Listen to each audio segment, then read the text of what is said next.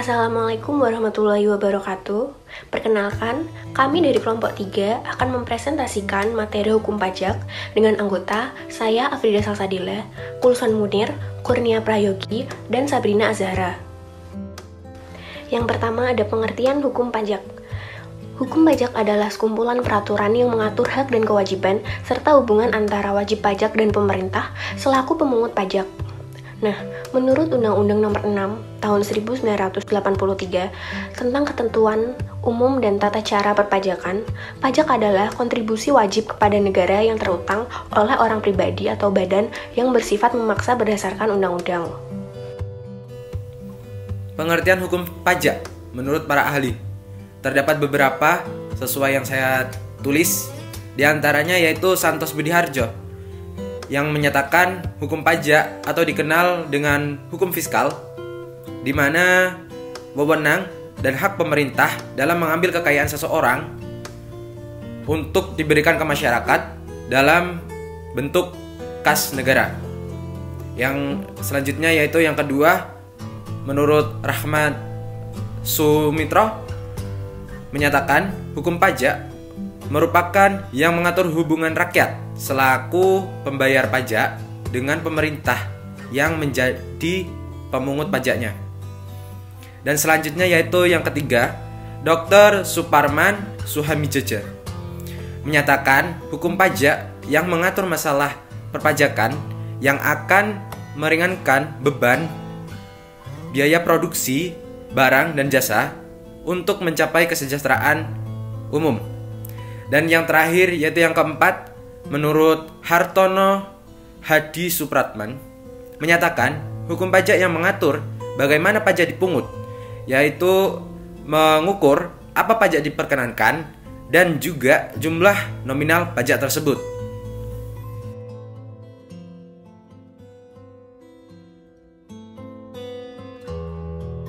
Baik, saya akan menjelaskan mengenai sejarah perpajakan di Indonesia. Bangsa Indonesia telah mengenal pajak sebelum masa penjajahan Hindia Belanda.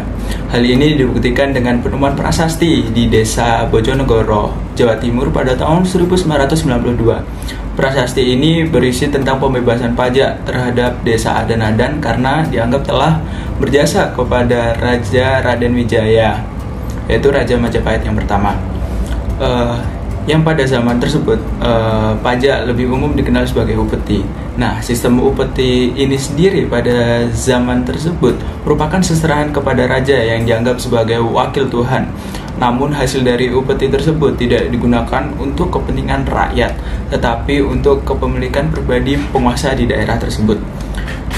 Namun rakyat sendiri akan mendapatkan timbal balik berupa jaminan keamanan dan ketertiban dari raja.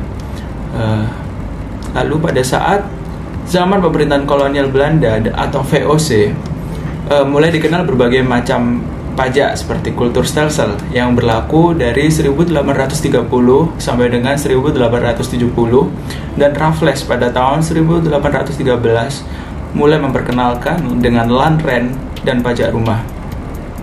Dan seiring berkembangnya waktu, pada zaman modern ini pajak sendiri mulai mengalami perkembangan, mulai dari dikenakan pajak penghasilan atau PPH, lalu ada pajak pertambahan nilai PPN, dan pajak kendaraan bermotor, dan lain sebagainya. Penggolongan hukum pajak terdapat dua, yaitu hukum pajak formal dan hukum pajak material. Yang pertama yaitu hukum pajak formal, yaitu hukum pajak yang memuat ada ketentuan-ketentuan dalam mewujudkan hukum pajak material dapat menjadi kenyataan.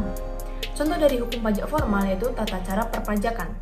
Hukum formal yang berisikan mengenai peraturan-peraturan tentang tata cara pelaksanaan pemungutan pajak oleh negara. Pemungutan pajak oleh negara meliputi tata cara wajib pajak dalam memenuhi hak dan kewajibannya.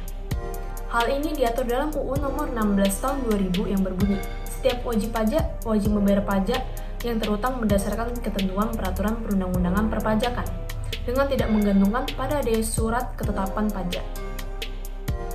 Yang kedua adalah hukum pajak material, yaitu hukum pajak yang memuat tentang ketentuan-ketentuan terhadap keadaan yang dikenakan pajak atau objek pajak, siapa yang akan dikenakan pajak atau subjek pajak, dan siapa yang dikecualikan dengan pajak serta berapa jumlah yang harus dibayar atau tarif pajak.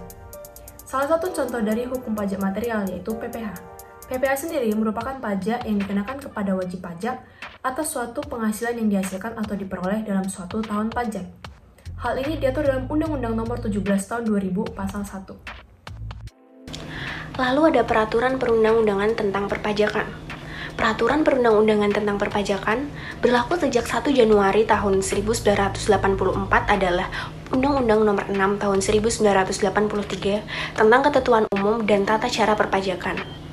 Materi muatan pokoknya ada 4. Yang pertama, peraturan perundang-undangan merupakan warisan kolonial yang pada saat itu dibuat hanya semata-mata untuk menghimpun dana bagi pemerintah penjajahan. Yang kedua, memasuki alam kemerdekaan sejak proklamasi, peraturan perundang-undangan tentang perpajakan telah dilakukan perubahan, tambahan, dan penyesuaian sebagai upaya untuk menyesuaikan terhadap keadaan dan tuntutan rakyat dari suatu negara yang telah memperoleh kemerdekaannya.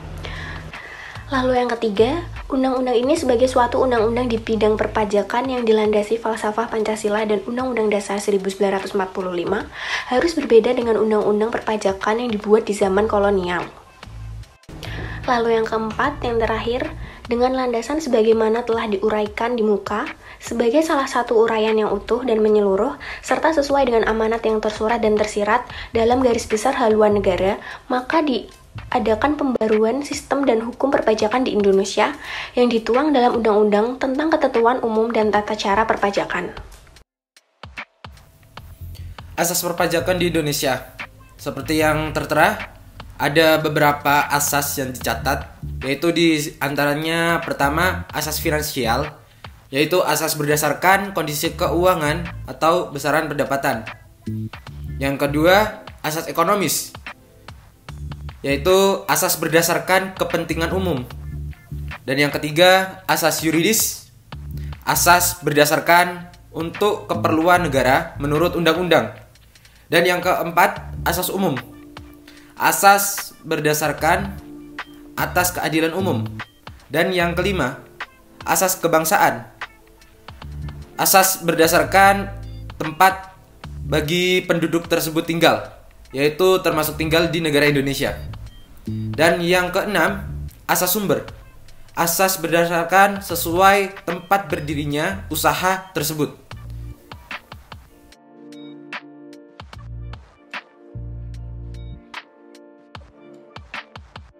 Nah, sekarang kita lanjut ke fungsi hukum pajak.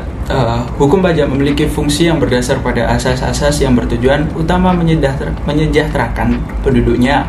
Adapun fungsi hukum pajak diantaranya yaitu ada 2. Yang pertama, hukum pajak yaitu sebagai acuan dalam menciptakan sistem pemungutan pajak yang harus memenuhi syarat keadilan, efisien, dan sederhana sejelas-jelasnya dalam undang-undang hukum pajak itu sendiri. Lalu yang kedua, sebagai sumber yang menerangkan tentang mana dan siapa subjek maupun objek yang perlu dan tidak perlu dijadikan sumber pemungutan pajak yang berfungsi untuk meningkatkan potensi pajak di negara ini.